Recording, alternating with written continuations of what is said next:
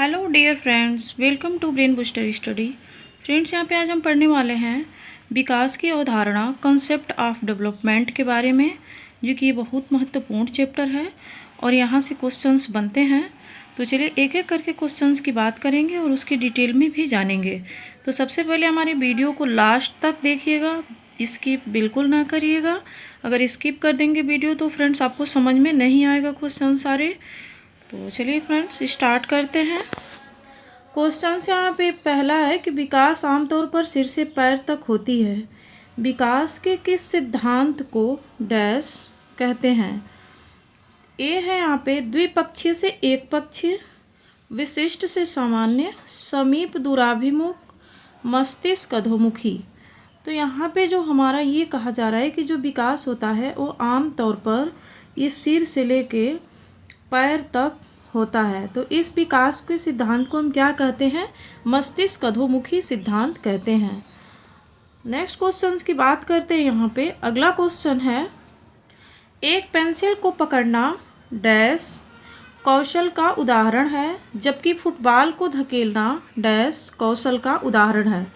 तो इसमें कौन से कौशल का यहाँ पे जो यूज़ हो रहा है पेंसिल को पकड़ने में और फुटबॉल को धकेलने में? तो ये यहाँ पे पूछा जा रहा है क्वेश्चन। तो ए है ऑप्शन है यहाँ पे कि सूक्ष्म गतिक या सकल गतिक, बी है सामाजिक भावनात्मक, सी है सकल गतिक सूक्ष्म गतिक, डी है भावनात्मक सामाजिक। यहाँ पे सकल गतिक को स्थूल गति भी कहते हैं और सूक्ष्म गतिक और सकल गतिक को स्थूल गतिक। तो यहाँ पे हम आपको बता दें कि जो पेंसिल को पकड़ना होता है ना वो सिर्फ फिंगर का काम होता है, तो ये सूक्ष्म गतिक कौशल के अंतर्गत आता है। लेकिन जब हम फुटबॉल को पकड़ते हैं और उसे फेंकते हैं, उसे ढकेलते हैं, तो वो उस पर स्थूल गतिक होता है, वो कौशल सकल गति जिसको हम कहते हैं। तो ऑप्शन नंबर ए हमारा सही उत्तर होगा कि सूक्ष्म गतिक सकल गतिक। नेक्स्ट क्वेश्चन की बात करते हैं। यहाँ पे अगला क्वेश्चन है, विकास के संदर्भ में निम्न में से कौन सा सही नहीं है? विकास एक निरंतर तरीके से होता है, बी है बच्चों के विकास दर, डर नहीं होगा यहाँ पे, टाइपिंग मिस्टेक है, दर होगा, बच्चों के विकास दर में विभिन्नताएं होती हैं, सी है विकास प्रकृति और पालन पोषण के जटिल संपर्क का परिणाम है, डी है विकास अपेक्षाकृत व्यवस्थित रूप से होता है। तो यहाँ पे ये पूछा गया है कि जो विकास के संदर्भ में है वो कौन सा है जो सही नहीं है? तो विकास अपेक्षाकृत व्यवस्थित रूप से होता है, तो ये बिल्कुल सही है। विकास प्रकृति और पालन पोषण के जटिल संपर्क का परिणाम है, इंटरेक्ट है, ये बिल्कुल भी ये भी सही है। बच्चों के विकास दर में विभिन्नताएं होती हैं, ये भी बात बिल्कुल सही है। लेकिन विकास एक अनिरंतर तरीके से होता है, ये गलत है। और ये जो गलत है ऑप्शन यही हमारा सही भी है, क्योंकि यहाँ नहीं पूछा है। तो विकास एक अनिरंतर नहीं, विकास निरंतर चलने वाली प्रक्रिया है।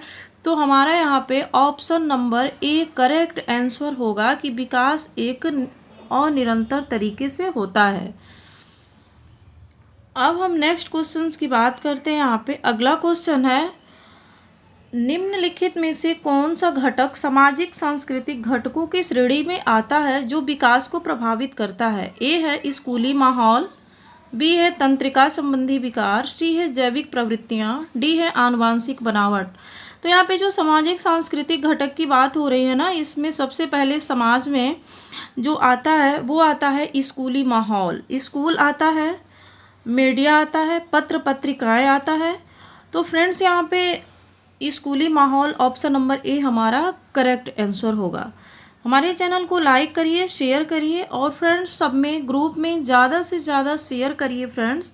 और हमारे चैनल को सब्सक्राइब भी कर लीजिए, ताकि जो भी हम आने वाले वीडियो डालें वो आप तक पहुँचे नोटिफिकेशन, और आप अच्छे से स्टडी कर सकें। और जिन मेरे भाई बहन का 1 या 2 नंबर से सीटेट में रह गया है, उनका इस बार क्लियर होना बहुत ज़रूरी है, क्योंकि आगे जो है टीचिंग एग्ज़ाम है उसके लिए। तो चलिए फ्रेंड्स यहाँ पे नेक्स्ट क्वेश्चंस की बात करते हैं कि विकास के निम्नलिखित में कौन सा उचित है? सामाजिक सांस्कृतिक विकास महत्वपूर्ण भूमिका का निर्वाह करता है, बी है विकास पृथक होता है, सी है विकास एकल आयामी होता है, डी है विकास जन्म से उसके साथ प्रारंभ होता है और समाप्त होता है। हमको यहाँ पे ये बताना है कि इसमें कौन सा उचित है। जो एक ही ऑप्शन है जो उचित है, बाकी तीन उचित नहीं है, सही नहीं है, एक ही इसमें सही है, वो बताना है। तो सबसे पहले यहाँ देख लेते हैं कि विकास जन्म से उसके साथ प्रारंभ होता है और समाप्त होता है, तो ये बिल्कुल गलत बात है। विकास जो है माँ के गर्भ से ही शुरू हो जाता है और जब तक आदमी जीता है, जब तक कि मृत्यु न हो जाती है, तब तक चलता रहता है। इसीलिए कहा जाता है कि जो विकास है ना, वो निरंतर चलने वाली प्रक्रिया है। विकास एकल आयामी है, बिल्कुल गलत बात है। विकास क्या है? बहुआयामी है। विकास पृथक होता है, ये भी बात गलत है। यहाँ पे है सामाजिक सांस्कृतिक विकास महत्वपूर्ण भूमिका का निर्वाह करता है, बिल्कुल करेक्ट है। यहाँ पे option number A correct answer होगा विकास के बारे में। नेक्स्ट क्वेश्चन की बात करते हैं यहाँ पे। अगला क्वेश्चन है, प्रारंभिक बाल्यावस्था के दौरान निम्न में से कौन सी संस्था बच्चों के समाजीकरण की प्राथमिक संस्था की भूमिका निभाती है? सामाजिक मीडिया, परिवार, कानून, धार्मिक संस्थाएं। तो यहाँ पे जो ये पूछा जा रहा है कि जो समाजीकरण की प्राथमिक संस्था है वो क्या है, तो यहाँ पे जो प्राथमिक की बात हो रही है, यहाँ पे प्राथमिक संस्था, तो सबसे पहले हमारा परिवार आ जाएगा। प्राथमिक में परिवार आता है। और द्वितीय जो संस्था पूछे, द्वितीयक संस्था क्या है, तो सामाजिक मीडिया हो जाएगा, कानून हो जाएगा, धार्मिक संस्थाएं हो जाएंगी, स्कूल हो जाएगा। लेकिन अगर प्राथमिक की बात करें तो हमारा सबसे पहले परिवार होता है, क्योंकि बच्चा सबसे पहले वो परिवार में ही रहता है और परिवार के में ही जो कुछ भी सीखता है वो परिवार से ही पहले सीखता है। तो प्राथमिक सबसे पहले उसके लिए पहला परिवार ही होता है। नेक्स्ट क्वेश्चन की बात करते हैं। यहाँ पे अगला क्वेश्चन है, रीमा का कद बहुत तेजी से बढ़ रही है और अब उसका हाथ लंबी अलमारी के हैंडल तक आसानी से पहुंच सकती है, जिससे वह बहुत आसानी से अलमारी खोल सकती है। यहाँ पे रीमा होगा। रीमा के कद में बदलाव को डैश कहा जाता है। तो यहाँ पे रीमा की जो है ना, यहाँ पे क्या हो रही है, पढ़ हो रही है, यहाँ पे वृद्धि हो रही है, कि सीखना है कि अनुकूलन है। तो यहाँ पे क्या हो रही है कि रीमा का कद, पहले मान लीजिए कि रीमा कितनी साल की थी, 2 साल की थी, तो इतनी छोटी थी। अब बाद में रीमा 6 साल की हो गई है, तब तो और बड़ी हो गई है। तो क्या हुआ है, उसमें वृद्धि हुई है, तभी तो उसके हाथ अब अलमारी के हैंडल तक आसानी से पहुँच सकता है, जिससे वह बहुत आसानी से अलमारी खोल सकती है। तो उसमें वृद्धि ही तो हुई है। ऑप्शन नंबर बी यहाँ पे करेक्ट आंसर होगा, वृद्धि। नेक्स्ट क्वेश्चन की बात कर लेते हैं। यहाँ पे हमारे चैनल को लाइक करें, शेयर करें और सब्सक्राइब करें फ्रेंड्स, ज़्यादा से ज़्यादा अपने ग्रुप में शेयर करें। चलिए यहाँ पे एक क्वेश्चन की बात कर लेते हैं। एक क्वेश्चन है कि किसी व्यक्ति के आनुवंशिकता और से संबंधित कारक और वातावरणीय परिवेश से संबंधित परिवेश का क्या प्रभाव पड़ता है। तो यहाँ पे ये पूछा है कि किसी व्यक्ति जो है उसका आनुवंशिकता से संबंधित कारक और वातावरणीय परिवेश से उस पर क्या प्रभाव पड़ता है। तो उसका कोई प्रभाव नहीं पड़ता। बी है जटिल तरीके की पारस्परिकता द्वारा विकास को रूप देते हैं। सी है कभी पारस्परिकता नहीं करते और न ही विकास को प्रभावित करते हैं। डी है विकास पर बहुत ही कम प्रभाव डालते हैं। तो यहाँ पे जो हमारा करेक्ट आंसर होगा वो बी होगा कि एक जटिल तरीके की पारस्परिकता द्वारा विकास को रूप देते हैं आनुवंशिकता और वातावरणीय परिवेश एक व्यक्ति पर। तो यहाँ पे इसका कोई प्रभाव नहीं होता है। तो ऐसा हो ही नहीं सकता कि किसी व्यक्ति पर आनुवंशिकता का और वातावरण का प्रभाव ना हो। पारस्परिकता नहीं होता है कभी भी, तो ये गलत बात है। विकास को प्रभावित करते हैं, तो ये नहीं हो सकता है। विकास पर बहुत कम प्रभाव डालते हैं, तो ये भी नहीं हो सकता है। ये होता है कि एक जटिल तरीके की पारस्परिकता द्वारा विकास को रूप देते हैं। Option number B is the correct answer. Next question की बात करते हैं यहाँ पे हम। अगला क्वेश्चन है, बाल विकास का कौन सा क्षेत्र बच्चों के व्यक्तित्व को भावात्मक घटक से संबंधित है, जैसे कि व्यक्तियों, वस्तुओं व उसके आसपास के प्रति बच्चों की भावनाएं। तो यहाँ पे जो भावनाएं की बात आ रही हैं, तो यहाँ शारीरिक होगा कि आध्यात्मिक होगा कि संवेदनात्मक होगा कि संज्ञानात्मक होगा। तो यहाँ पे सबसे पहले देखिए क्वेश्चंस में यहाँ पे भावनात्मक की बात हो रही है। भावनात्मक घटक, जो कि व्यक्तियों, वस्तुओं व उसके आसपास के प्रति बच्चों की भावनाएं। तो यहाँ पे संवेदनात्मक होगा, ऑप्शन नंबर सी यहाँ पे करेक्ट आंसर होगा। नेक्स्ट क्वेश्चन की बात करते हैं। यहाँ पे अगला क्वेश्चन है, शारीरिक विकास के संदर्भ में बच्चे डैश पहले हासिल करते हैं फिर डैश के कौशल सीखते हैं। तो जब उनकी शारीरिक विकास होती है तो सबसे पहले बच्चे क्या हासिल करते हैं और फिर बाद में क्या हासिल करते हैं, ये आपसे पूछा जा रहा है। तो ए यहाँ ऑप्शन है स्थूल गतिक कौशल, सूक्ष्म मांसपेशियों का इस्तेमाल, सूक्ष्म गति कौशल, स्थूल मांसपेशियों का इस्तेमाल, भाषा विश्लेषणात्मक तर्क भाषा। तो यहाँ पे आपसे ये पूछा जा रहा है, तो इसका करेक्ट आंसर होगा कि स्थूल गतिक कौशल, सूक्ष्म मांसपेशियों का इस्तेमाल।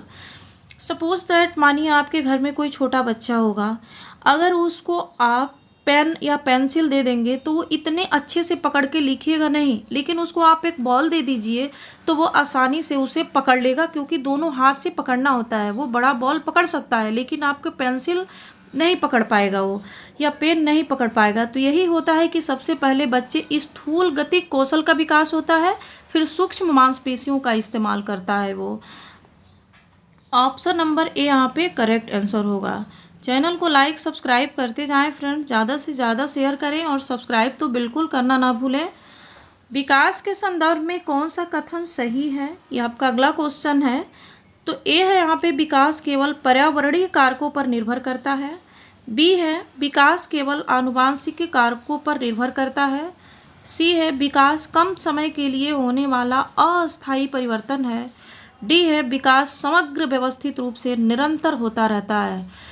तो यहाँ पे हमारा कौन सा करेक्ट आंसर होगा वो आपको बताना है। तो यहाँ पे जो विकास के संदर्भ में कही जा रही है वो विकास समग्र एवं व्यवस्थित रूप से निरंतर होता है। हम आपको बताया है कि विकास क्या है, निरंतर चलने वाली प्रक्रिया है और समग्र और व्यवस्थित रूप से विकास होती है। तो हमारा option number D correct answer होगा। विकास कम समय के लिए होता है ये तो बिल्कुल नहीं है, और अस्थायी होता है ये भी गलत बात है। विकास केवल लग गया यहाँ पे, तो केवल तो ऐसे ही निगेटिव टैग वर्ड है, वैसे ही तो ऑप्शंस कट ही जाते हैं। तो फ्रेंड्स ये ऑप्शन जो एलिमिनेट का जो रूल है ना बहुत इंपॉर्टेंट है। ये अगर वर्ड्स हम जान जाएंगे कि किन वर्ड्स अगर कौन से ऑप्शन में अगर रहता है तो उस वर्ड्स से वो ऑप्शंस गलत हो जाते हैं। तो ये भी जानना बहुत ज़रूरी है। केवल निगेटिव टैग वर्ड में आते हैं फ्रेंड्स, केवल या उस पर कोई क्वेश्चन पे जवाब जोर ज़बरदस्ती पड़े कि नहीं केवल यही है तो भी गलत होता है। नेक्स्ट क्वेश्चन की बात करते हैं। यहाँ पे अगला क्वेश्चन है, भाषा विकास के लिए प्रारंभिक बचपन डैश का काल है, अहम महत्वपूर्ण है, अति संवेदनशील है, निरपेक्ष है, कम महत्वपूर्ण है। तो जो भाषा विकास के लिए जो प्रारंभिक बचपन काल होता है वो अति संवेदनशील होता है फ्रेंड्स। बहुत इंपॉर्टेंट क्वेश्चन है क्योंकि ये कई बार पूछा गया है। ये यूपी टेट में भी पूछा गया था और सी टेट में तो फेवरेट क्वेश्चन है ये। तो भाषा विकास के लिए प्रारंभिक बचपन काल क्या होता है, अति संवेदनशील होता है। Option number B correct answer होता है। अगला क्वेश्चन की बात करते हैं। यहाँ पे विकास प्रकृति एवं पालन पोषण के डैश का परिणाम है, विसंबंधन, नियोजन, अंतःक्रिया, स्वतंत्र कार्य। तो यहाँ पे ये पूछा गया है कि विकास प्रकृति एवं पालन पोषण के का परिणाम है, अंतःक्रिया का परिणाम है। Option number C correct answer. सिर्फ देखिए फ्रेंड्स, आनुवंशिकता से भी सिर्फ विकास नहीं हो सकता है, अगर सिर्फ पर्यावरण से भी आपका विकास नहीं हो सकता है, तो दोनों का क्या है, अंतःक्रिया के माध्यम से ही विकास संभव है और उसी से विकास निरंतर चलने वाली प्रक्रिया होती है। तो यहाँ पे option number C correct answer होगा। आई होप फ्रेंड्स कि आपको क्वेश्चंस अच्छे लगते होंगे और आपको जो है क्वेश्चंस समझ में भी आ रहा होगा। नेक्स्ट क्वेश्चंस की बात करते हैं कि किस उम्र में बच्चों की क्रियाकलाप प्रमुखतः बड़ी मांसपेशियों के मतलब स्थूल गति के प्रयोग पर केंद्रित होते हैं बजाय सूक्ष्म गति कार्य के। शैशवावस्था में, प्रारंभिक बाल्यावस्था में, किशोरावस्था में, माध्यमिक बाल्यावस्था में। तो यहाँ पे ये पूछा जा रहा है कि किस उम्र में बच्चों की क्रियाकलाप, जो उनकी क्रियाकलाप है वो बड़ी मांसपेशियों जैसे कि स्थूल गति के प्रयोग पर केंद्रित होते हैं बजाय सूक्ष्म गति कार्य के।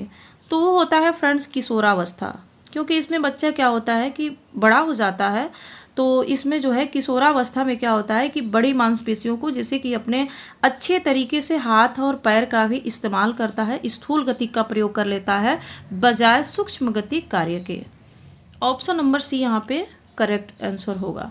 नेक्स्ट क्वेश्चन की बात करते हैं फ्रेंड्स। यहाँ पे अगला क्वेश्चन है, बाल्यावस्था का शुरुआती दौर भावनात्मक विकास के लिए एक काल होता है, संवेदनशील, सुस्त या धीमा, निष्क्रिय, परेशानीदायक। तो यहाँ पे जो बाल्यावस्था का शुरुआती दौर होता है वो भावनात्मक विकास के लिए संवेदनशील का काल होता है फ्रेंड्स। यहाँ पे option number A correct answer होगा। नेक्स्ट क्वेश्चन की बात करते हैं। यहाँ पे अगला क्वेश्चन है, एक बच्चा पेंसिल पकड़ने और लिखने के पहले गेंद फेंकने की क्षमता प्राप्त कर लेता है। यह स्थिति विकास के किस सिद्धांत की ओर इशारा करती है? ऑप्शन नंबर ए है शीर्षगामी सिद्धांत, बी है अधोगामी सिद्धांत, सी है स्वरूपक की एक रूपता, डी है एकीकरण का सिद्धांत। तो फ्रेंड्स आपको इसमें ये बताना है कि एक बच्चा जो है पेंसिल पकड़ने और लिखने के पहले गेंद फेंकने की क्षमता प्राप्त कर लेता है। हम आपको बताए हैं कि जब छोटे बच्चे घरों में आपके होंगे, आप आकलन कर सकते हैं, उसको अगर पेन या पेंसिल देंगे तो उतने अच्छे तरीके से वो पकड़ के नहीं लिख पाएगा, उसे नहीं आता। लेकिन आप उसको अगर बॉल दे दीजिए, कोई बड़ा गेंद दे दीजिए ना, तो वो अच्छे से पकड़ करके उसे फेंक भी देता है। तो ये क्या होता है फ्रेंड्स? अधोगामी सिद्धांत होता है। ऑप्शन नंबर बी यहाँ पे क्या होगा? करेक्ट आंसर होगा। नेक्स्ट क्वेश्चन की बात करते हैं। यहाँ पे अगला क्वेश्चन है, निम्न में से कौन सा केवल वंशानुगत कारकों से प्रभावित होता है? आंखों के रंग, समझ का स्तर, भावनात्मक परिपक्वता और रुचि। तो यहाँ पे जो केवल पूछा है, यहाँ पे वंशानुगत कारकों से प्रभावित होता है, वो होता है आंखों का रंग। ये जैसे पेरेंट्स, जैसे कि माँ बाप के आंखों का रंग होगा वैसे बच्चों का होगा। माँ बाप अगर सांवले होंगे, डार्क होंगे या गोरे होंगे, वैसे बच्चे भी होंगे। ये होती है वंशानुगत, जैसे कि वंशानुक्रम पे इसका प्रभाव बहुत ज़्यादा पड़ता है। ये वंशानुगत होता ही है फ्रेंड्स, ये पेरेंट्स के द्वारा ही मिलता है। नेक्स्ट क्वेश्चन की बात करते हैं। यहाँ पे अगला क्वेश्चन है, यहाँ अवधारणा का विकास प्राथमिक रूप से डैश शारीरिक विकास का एक हिस्सा है, सामाजिक विकास का एक हिस्सा है, या भावनात्मक विकास का है, या बौद्धिक विकास का है? तो अवधारणाओं का विकास यहाँ पे पूछा है कि अवधारणाओं का विकास प्राथमिक रूप से किससे होता है फ्रेंड्स? ये बौद्धिक विकास से होता है। यहाँ पे ऑप्शन नंबर डी क्या होगा? करेक्ट आंसर होगा यहाँ पे बौद्धिक विकास। तो फ्रेंड्स हमारे चैनल को लाइक करें, शेयर करें और सब्सक्राइब भी करें, ताकि जो भी हम अच्छे वीडियो ला रहे हैं वो आप तक नोटिफिकेशन पहुंचे और आप अच्छे से स्टडी कर सकें। और जिन भाई बहन का 1 या 2 नंबर से रह गया है वो जो है अपना इस बार सीटेट क्लियर कर ले, क्योंकि बहुत ज़रूरी है फ्रेंड्स क्लियर करना। तो चलिए कमेंट बॉक्स में ज़रूर कमेंट करके बताइएगा कि वीडियो कैसा लगा। और जो है फ्रेंड्स अगला जो भी जिस टॉपिक पे वीडियो चाहे वो हमें कमेंट में ज़रूर बताएं। Thanks for watching my video.